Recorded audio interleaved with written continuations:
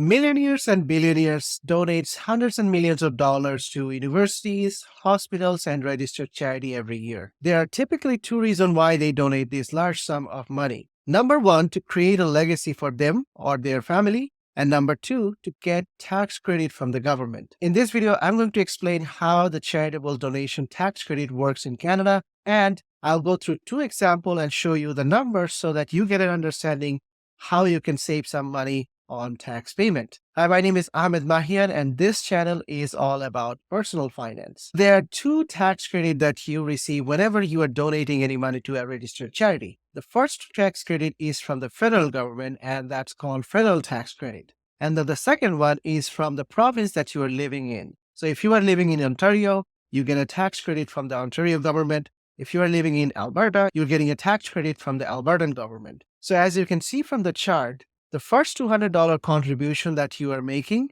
the federal government is going to give you a 15% tax credit for your $100 contribution. So anything over $200, you are going to get a 29% tax credit from the federal government. And if your income is above approximately $246,000 in 2024, then you are going to get a tax rate of 33% if you are donating any money that is over $200. Now, these are the federal tax credit that you will receive for your $100 contribution. There is additional tax credit from the province that you are living in, and that rate can fall anywhere from 4% to 60% depending on the province. So as you can see from the chart, if you are living in Ontario, the first $200 get roughly around 5% tax credit. Anything over $200, you get approximately 11% tax credit from the Ontarian government. When you combine the federal and the Ontario government tax credit, anything over $200 will qualify for approximately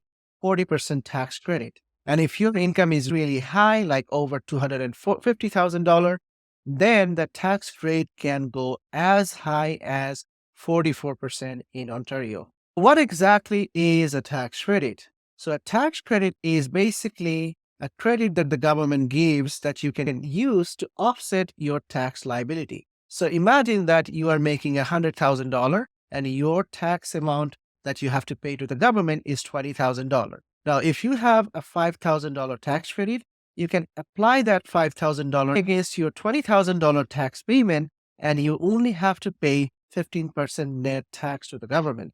So you are getting a $5,000 tax break for your tax credit. Now, charitable donation tax credit is a non-refundable tax credit. What that means is you can only apply this tax credit if you owe money to the government. If you don't owe any money to the government, you cannot get a refund for this donation tax credit. However, if you do not apply the full amount, you can carry forward any additional amount that you have up to 5 years in the future. Now, one caveat is you can only claim up to 75% of your net income. And the year somebody passed away, they can apply this amount up to 100% of their net income. We will explain that in a moment when we go over the calculation. Now, you might be wondering, what are those organizations that are qualified to give these charitable donation receipt? As you can see from the list, charitable organizations such as Red Cross, United Way, different churches and mosques, synagogues, all of these are typically registered as charitable organizations. So if you are donating any money to this organization, make sure to get a tax receipt because you will be required to provide this as a proof of payment if CRA wants to see and make an audit. Other type of organizations that are also able to give this tax credit are different athletic association, journalism organization, low-cost housing corporation for seniors, different municipalities, and universities. And if you go to the CRS website, there is actually a database where you can search the organization's name and get all the information. This will make sure that the charity that you are supporting are eligible to provide an official tax receipt, which is mandatory to get this tax credit. CRA regularly updates this list, and sometimes registered charity gets revoked and new charitable organizations are added to the list. Now let's take a look at one scenario where the taxpayer has $1 million income and they're making a $250,000 charitable contribution to a registered charity. In this example, we are assuming that the person lives in Alberta. On the left side, you can see that for that $1 million income, that person has to pay roughly around $440,000 in taxes. This is the base case where they haven't made any charitable contribution. On the right-hand side, you can see they're making $250 contribution to a registered charity, and that's why their net tax payable is roughly around $307,000. Now, in this example, you can see the income tax in both cases is $442,000. On the donation one, that $250,000 is generating roughly around $135,000 tax credit that this person is applying against his $442,000 tax amount. So this person's net income tax is going to be $307,000. So how much is actually costing this person? If you look at the after-tax cost of donation, this $250,000 actually costing this person only $115,000. That means this person is getting more than 50% of the tax payable. And you can see from the footnote that this person can claim up to $750,000, and that is the maximum that this person can apply against the $1 million income. Now, this number is based in 2023, so obviously it's going to be changed in 2024. Now let's take a look at a regular person with a $120,000 income and $3,000 charitable donation amount. In this example, we are assuming that the person is living in Ontario. So on the left-hand side, we can see that $120,000 income will trigger a $30,000 tax bill. On the right-hand side, we can see that with a $3,000 donation, this person has to pay only $29,000. So there is almost a $1,200 reduction from taxes. If we look at the net income, in both cases, this is $120,000, but with the donation amount, the net tax amount is going to be $29,190.